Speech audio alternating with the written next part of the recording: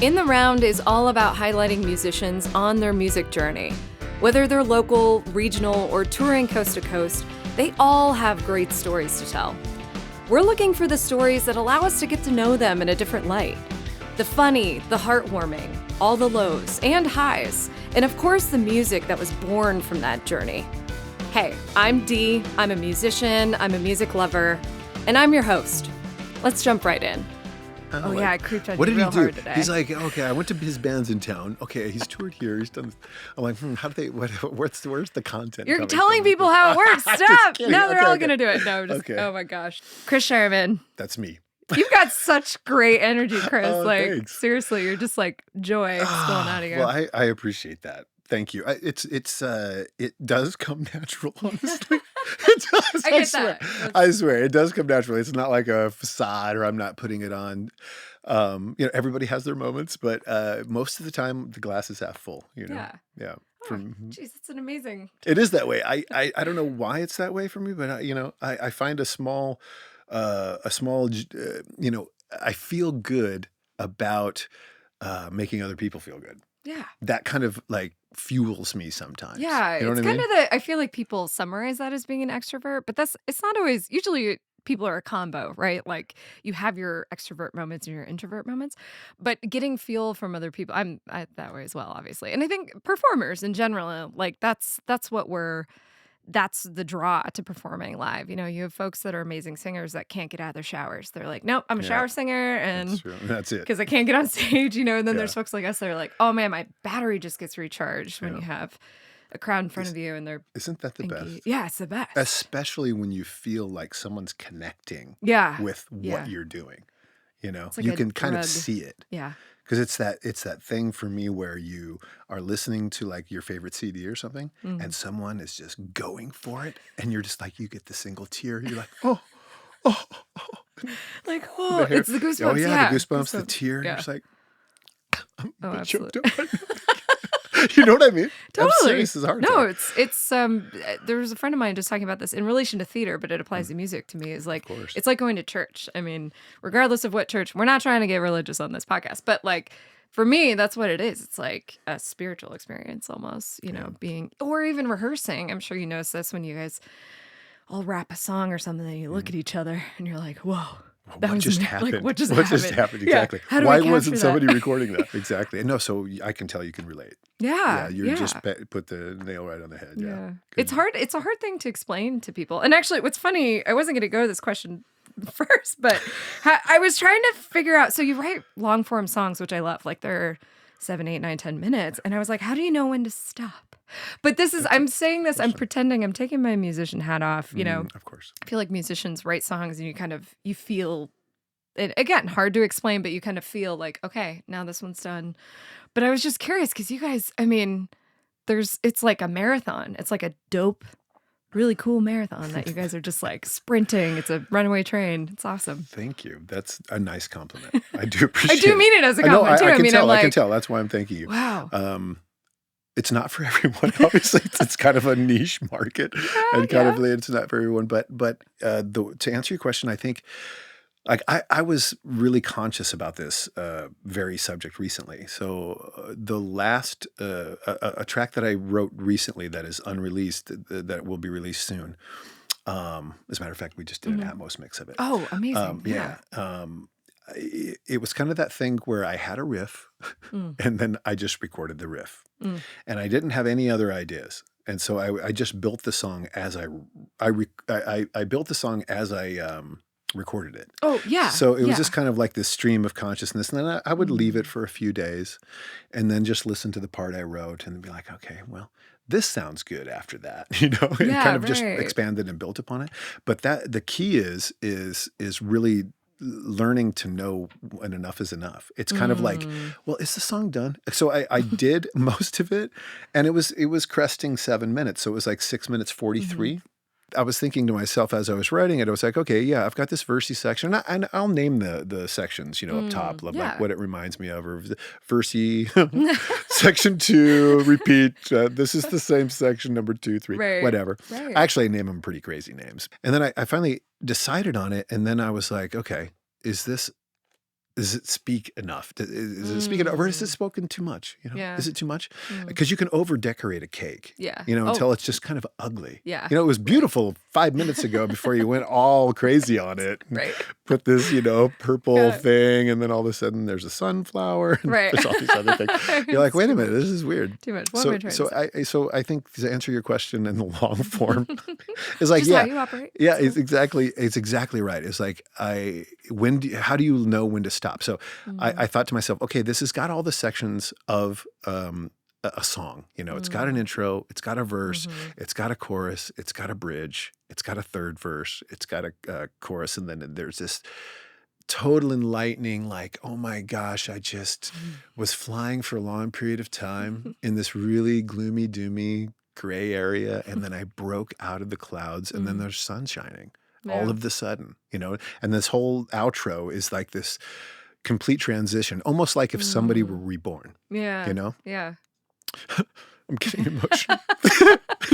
But it is. It is emotional. Yeah. It's seriously. It's a journey. So it was a thing. And then I had that ending and I did it and I was like, okay, it's totally done. It's exactly the way it's supposed to be. And then that's the hardest part. I mean, to me, you develop a level of maturity in your writing over years that you're right. The more you write, the better you get at it, right? So it's like, there's times where I kind of, probably went a little crazy.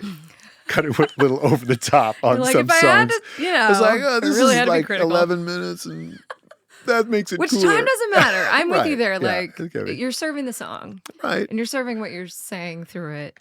Yeah, and it's kind of like, who are you writing for? It's like a mini movie. Are you writing for yourself, or you're writing to like, Yeah. Be a hit record thing? Right. That's just not inside of me.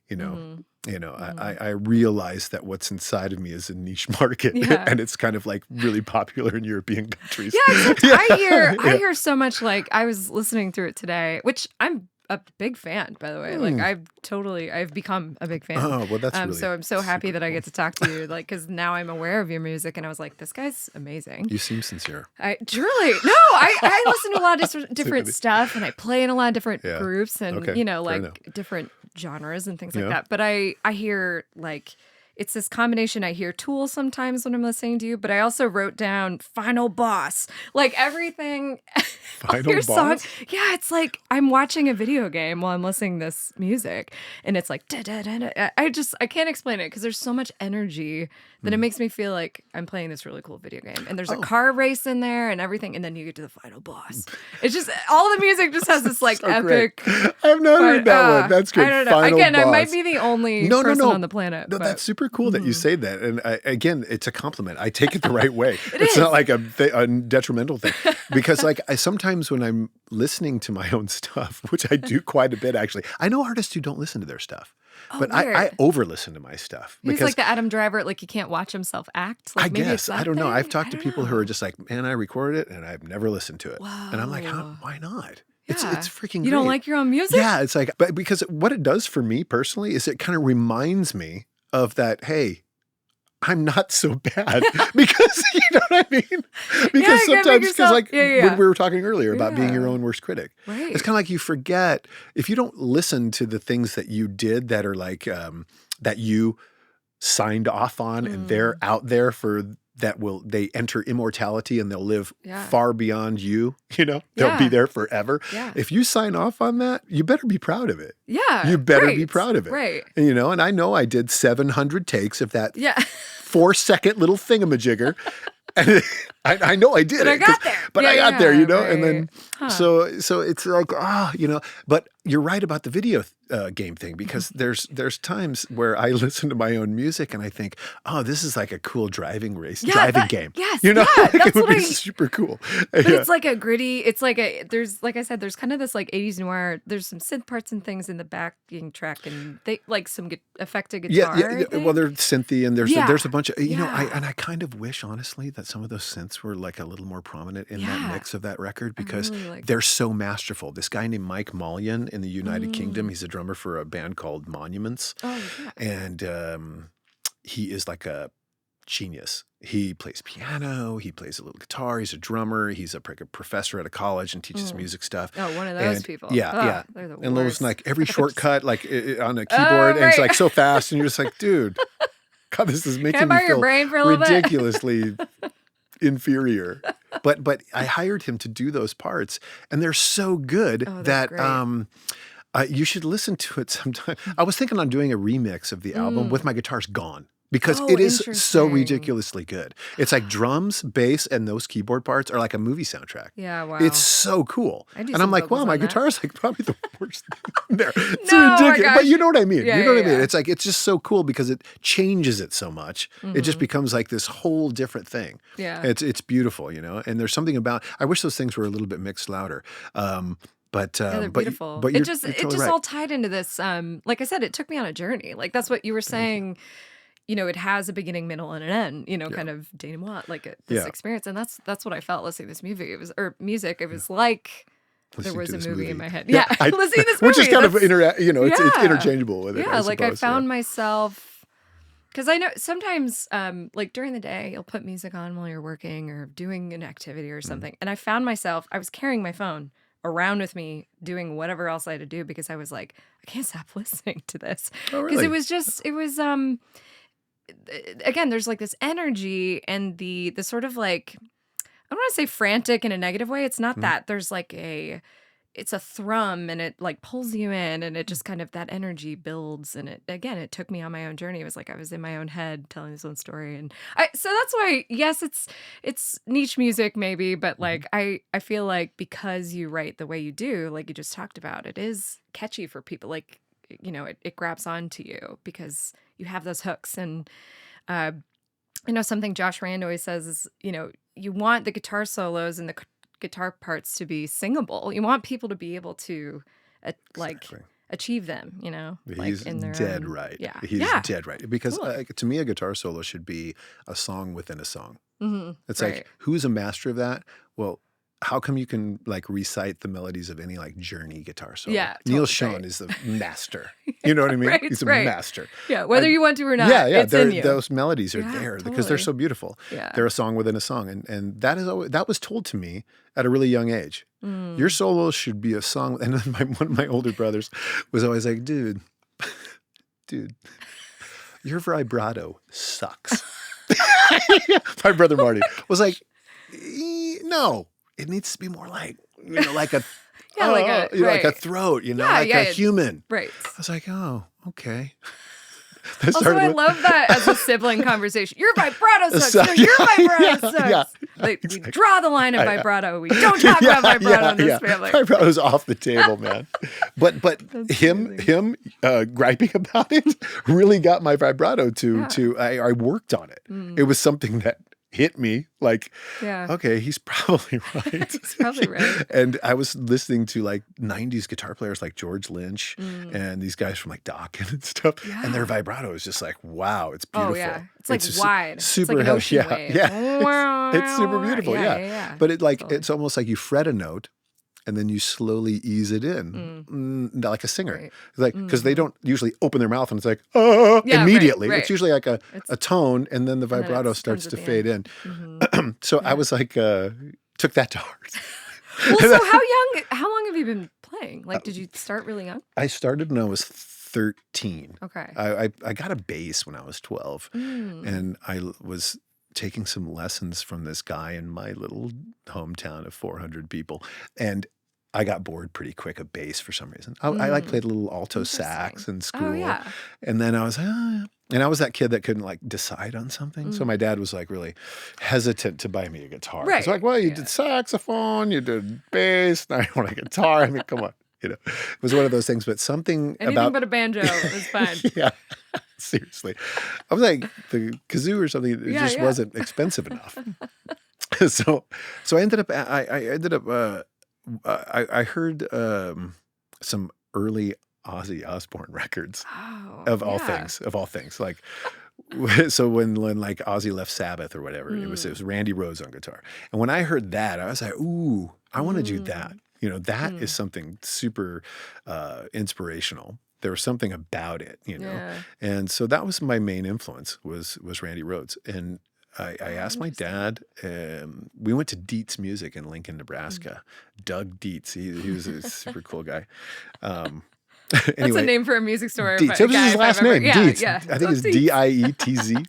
It's fancy. Anyway, there was a, and Randy Rhoads played a Les Paul, and happened to be a Gibson Les Paul standard that was used for sale for $550.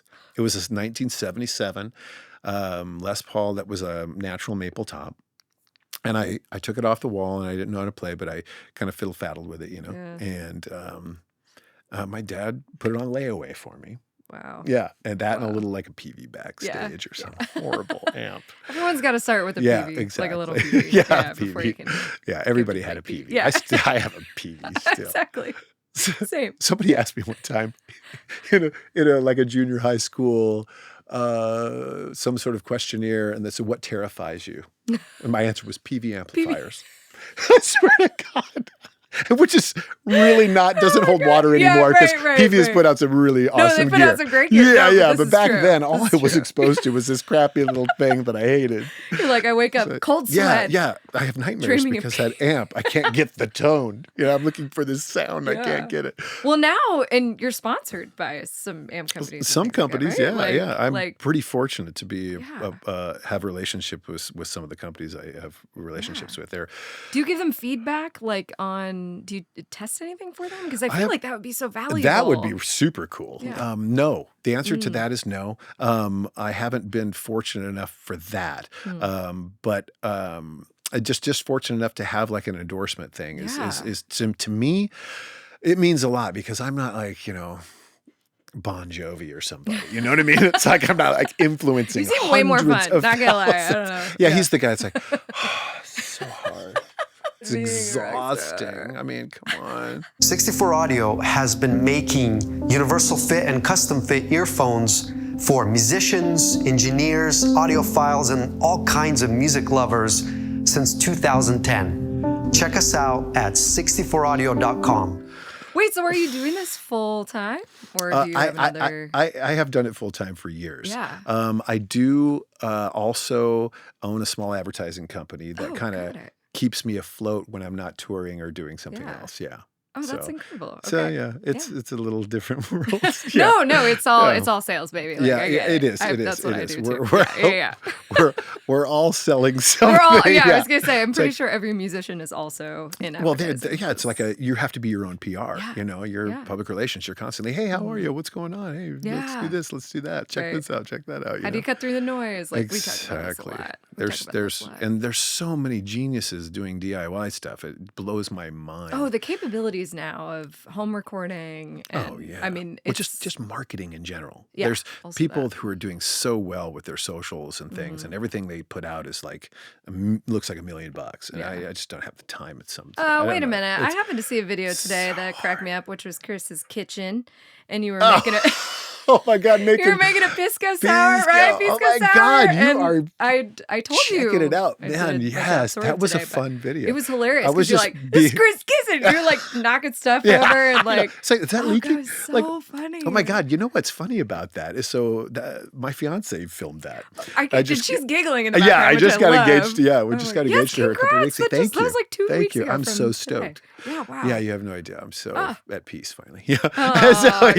Swear to goodness. And I met her because of Asher, of all things. Yeah. Okay, wait. Yes, listeners, we have a dog in the studio, and he is like the most dark. He's sleeping right now, and Chris and I are loud. We're loud people, and he's just. His name is Asher, and he's amazing. Okay, I want that story too. Thank you. I'll give you that story. But what we were talking about endorsements, so I don't want to leave any loose ends. Let's rewind just to because that's what happens in these interviews. You start rolling, and then maybe you didn't answer 5 of the questions. Right. You're like, oh, so I'm just giving up. So you don't give up. Joyfully don't do giving it. up. Yeah, okay. The endorsement thing, I would love to be able to like try some gear, but to be fair, like I'm not wonderful at that. I suppose if somebody was like, hey, I need your opinion about this because your opinion matters. Yeah. If that was presented to me, then I think I would be able to just like okay, let's do it. Yeah, and maybe do a really good video for a piece of gear. I mean, nobody has to say your opinion matters, I suppose, but it would be so appreciated. Yeah, right. But I'm thinking to myself, well, sometimes it's like this. It's like I get new gear from a company And I'm like, oh, with all the intention of like, oh, I have to put some videos out about this gear. Like, I'm gonna do some clean tones and distorted tones, and then like rock tones, and maybe write a little tune just to kind of highlight. But I'm gonna make a Pisco Sour first. I'm gonna make Let me make that video first, way before, so I can I can unwind and get into the recording. I mean, as any musician, take the edge off. We all have a Pisco Sour. Like, my God, they're the best things ever. Oh, they're so good. I mean, my lady says, Pisco Sours fix everything. Yeah. She's not lying. It's the key. She's totally not lying. But the endorsement thing, I just feel very fortunate to be associated with some like Jim Dunlop and Bogner and Victory amplifications out of the UK, 64 audio in-ear monitors, and Seymour Duncan, if I didn't mention them before, and a few other companies that are just outstanding. They're huge companies, and I'm just honored to be a part of the program, even if I'm not like the main guy on their website page or anything. That doesn't make a difference to me so much. But it's just nice that somebody's like, you know what? Yeah, well, we like what you're doing, and we'd like to help support you in some way. So well, yeah, they want you playing out of those amps. It's I beautiful. mean, that's the thing. You're your talent. Like, you are insane. I hope everyone. I know this isn't video, but I hope they watch your video that you recorded today, but also your other videos on YouTube, because you're especially an insane the player. Especially the Instagram ones. But I mean, the videos that you put out, like with the visuals and stuff. I believe your son helped with those. Some of them. He drummed on a track. Okay. He I thought he did on the track. some of the video stuff too. Maybe. No videos. No video production. Listening through he was like pulling teeth to get him to do this. Yeah. Actually, he was like, I don't want to do this. Oh my gosh! You're like, come on, man. You have to look at this as an opportunity. It's like, bro. Yeah. But they shocase your talent. Like, I mean, just seriously, you shred. You just totally rip, and it's awesome. So I'm all that to say, like, I'm not surprised that you're getting these endorsements, which I think is so cool, and just a cool message for. I don't know how all those came about, I guess. I can give some information about that. Okay, everybody knows. Well, if you don't know, I'm going to educate you real quick. You don't have to be an amazing player. You might just have to look good. It just depends. There's so a Chris lot works of out. there's a lot. Well, no, stop. Just kidding. No, it's not. You know what I mean? It's like if there's a beautiful person that is not a very good musician, but they're a beautiful person, they can get some numbers. So step one, either be hot or either be talented, ultra hot, or both if it's funny, possible. maybe. Have a great personality, or be funny, or be funny. But my point is that it's kind of like a thing to where you don't be afraid to ask. Yes. The worst answer you're going to get is a no. Yeah. And you're already a no and then before you're you Danny ask. DeVito, and you just wait 50 more times, and then you're famous, right? Yes. Yeah, exactly. Oh, that's such a good. That is true. It's like that, and also, I think that it's especially if you use some gear already. Yeah. If you're a fan of the gear because it's like, oh man, I love this gear. Then it's all the better because if they look at your socials, which of course the first thing they're going to do is look at your socials, and then they'll base the level of endorsement usually on your numbers and all that sort of. It's kind of a it's kind of a bummer deal when it comes to that sort of thing. Right, if you don't have 85,000 followers or something, we're not looking at you. And there's companies like that, but there's other companies that will see somebody with lower numbers, recognize their talent, and be like, okay, this guy's worked his butt off for what for his achievement, for like what his craft is. You can tell he's really put the time in. So we can back him a little bit, and then as long as you whatever agreement you come to terms with, where if it's like a company that says, okay, well, we need you to hashtag us every time you post something with our gear in it, and et cetera. And there's got to be at least this many per year or whatever. You just follow the rules, and you can have. I have had really long-term relationships with some of these companies now, with some of these companies. And the other thing is sometimes it comes down to who you know. Yeah, right. And timing is everything. And you only know people if you ask. Yeah, exactly. Or if you have a buddy or you have a friend of a friend that's an artist relations rep for this company, you're like, damn it, you have that email? I love that gear. Yeah. I love that gear. No, really. It's like, because honestly, some people will just get endorsements for the sake of it. And it's like, I only really associate companies that I actually use. Yeah. It's like, I love the gear. Difference. I love the gear, you know? Yeah. And that's going to be like, so let's say you only have you have 2,500 or 3,000 followers on Instagram. Yeah, it's a really low number in my opinion. I bet it's a bunch of other people that shred like you or play like you, that are, it's almost more value instead of, and this is something, because I'm also in the marketing world, and this is something that I think about a lot, because especially how we're going too deep. We're losing people. We'll go back to the fun stuff, but just the point of, like it sometimes is about who is following, not how many, and the type of content that you're putting out, and that's of more value, because also I think you're putting out a better product to those fewer people because you're speaking to that specific audience I see where instead you're of coming just like just a million people making business hours. Yeah, and like if 50 of the people that follow you buy that gear versus you get 1 million views and no one buys anything. Right, exactly. Yeah, so there is kind of it's a double-edged sword, I suppose. There's two sides of it, or probably multiple sides. It could be an octagon. It's very octagonal. Could be really, Anyway, getting back to the more fun stuff, Pisco Sour. So, wait, so you just got engaged. Congrats. Yeah, I did. Amazing. Thank you very much. And then did I hear, is she from South America? Because you spent a lot of time down there. She's a Chilean woman. And amazing.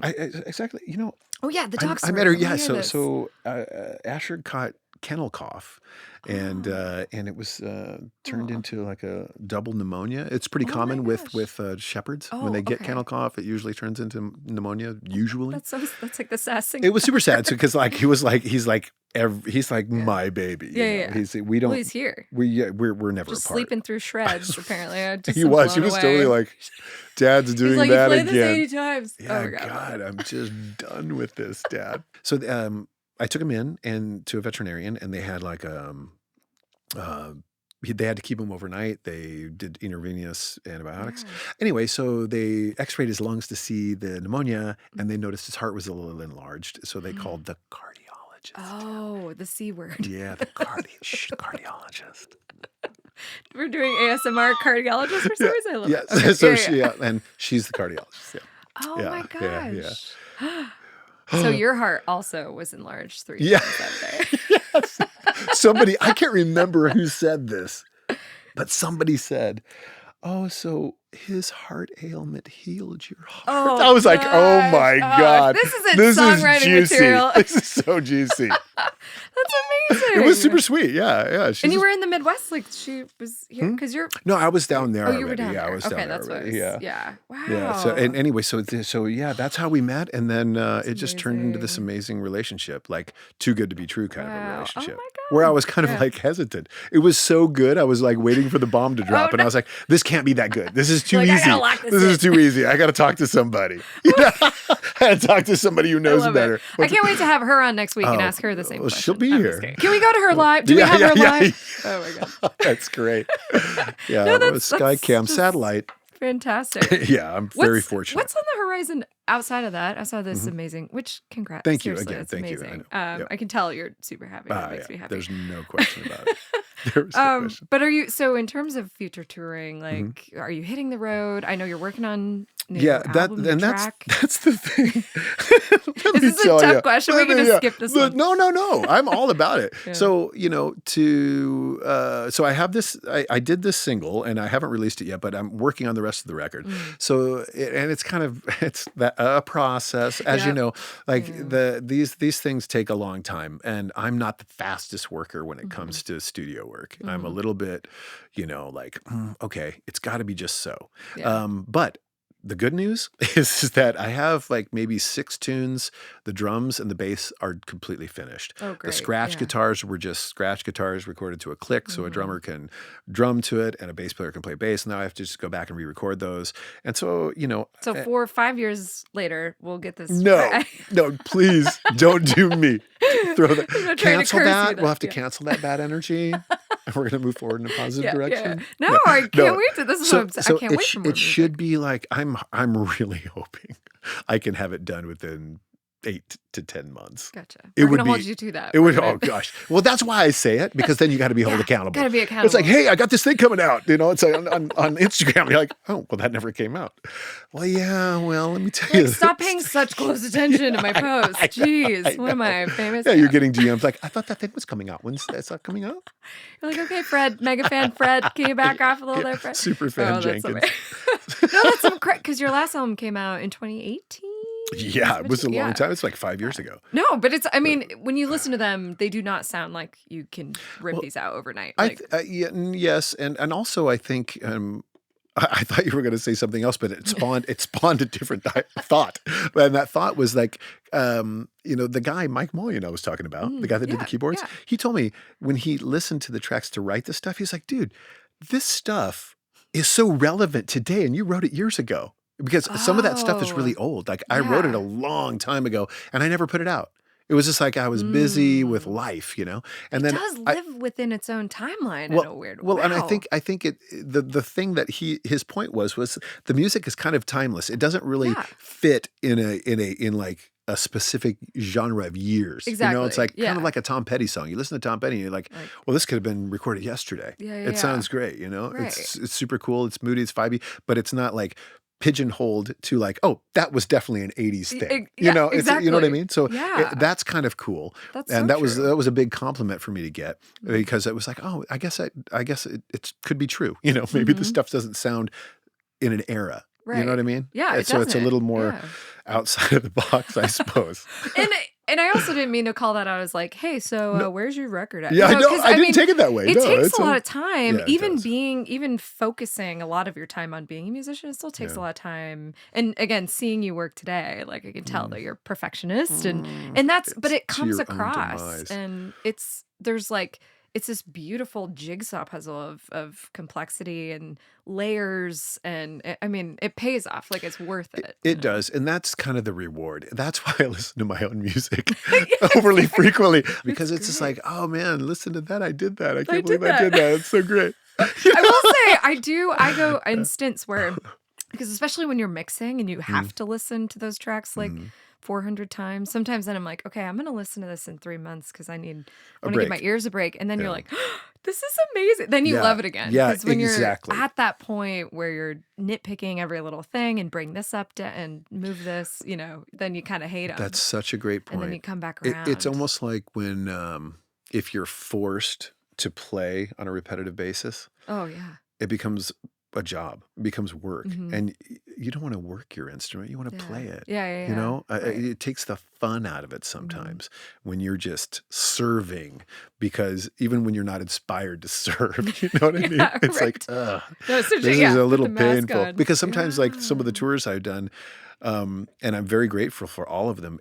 Sometimes it gets to this point in the tour that you're like, oh, wow, I'm so. It's a fortunate thing, and you got to remind yourself of it. But sometimes when you're like opening for like a big national band, and you got to be transparent, you got to be like, okay, your footprint's got to be that big on stage, and you got to be in and out. Like you get on stage, get it, and get your stuff off. These guys are going on in 15 minutes. No, do a good job. And no room for error, right? And then you're nervous sometimes because like, well, your laptop's got the click track. What if the laptop stops working? Oh, see, and that is an extra all these layer. Little details.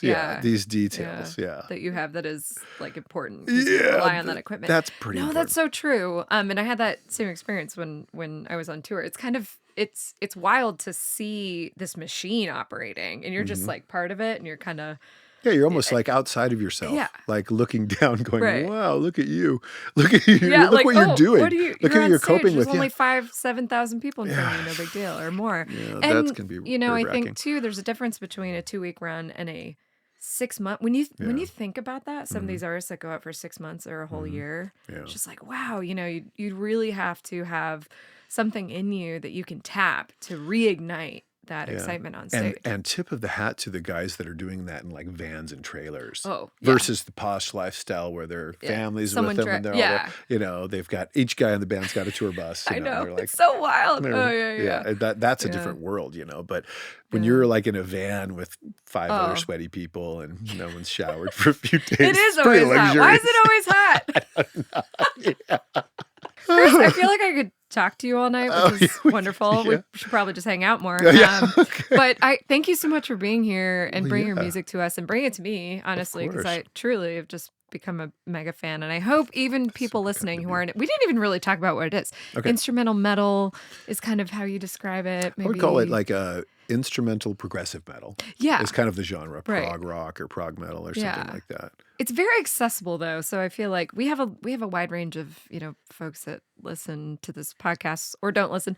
And you can cut that out, Brooke. But who listen and come from different genres. Like again, we just had this amazing folk artist on a previous episode or things like that. But I hope that people would give your music, even if it's outside of their typical genre, because I find it so engaging. Again, it just plays a movie in my head, which I love. And that's super great. It's great to hear your opinion about it because I take it very kindly. Thank you. Oh, that's super sweet of you. It is nice when people tell you what you're. Don't you feel? I feel that way where I'm like, I don't know what my music sounds like because it comes from me. Right. Like well, and also you have it's hard to be objective. Yeah, about your own. It is, and you have to also learn how to take a compliment because, like, when you get a compliment, sometimes you get a little embarrassed. Like, just for that second, you're like, "Do you really think so?" Like, you're like, "Thanks, I've only spent 25,000 years doing this." Yeah. I've only been doing it for a little while, like 30, maybe 40 years. It's no big deal. Like. but I only do this all day, every day. It's okay. Yeah. But I've always, I kind of had to train myself to like take a compliment because sometimes you get a compliment and you're like, really? Well, I practice a lot, and you start making excuses. You're like, no, well, it's good. Hell it's good. Thank you. Thank you. You never want to do that. That's bad. That's too far. They're like, that guy's full of himself. Gotta have a little bit of ego, but not too much. I suppose so. But it's been a pleasure to be here and hang with you. It's nice to meet you. And you I found the questions really fun. I don't know. Did you ask me anything? No, I did. Again, this is what I like to do is just have a conversation because I think even when people see people play on YouTube or whatever that is, it's like just getting to know the personality. And you have so much of it, and it's just fantastic, and you're just a joy, and you exude that joy. So thank you, and thank you for bringing your dog Asher. Look at him. He's delighted to be He's like, he's like I'm ready to go. I'm somewhere tired. Like in doggy land. I love it. Anyway, thank you for being in the round with us here at Trilix Studio. Thank you so much for Chris Schiermann.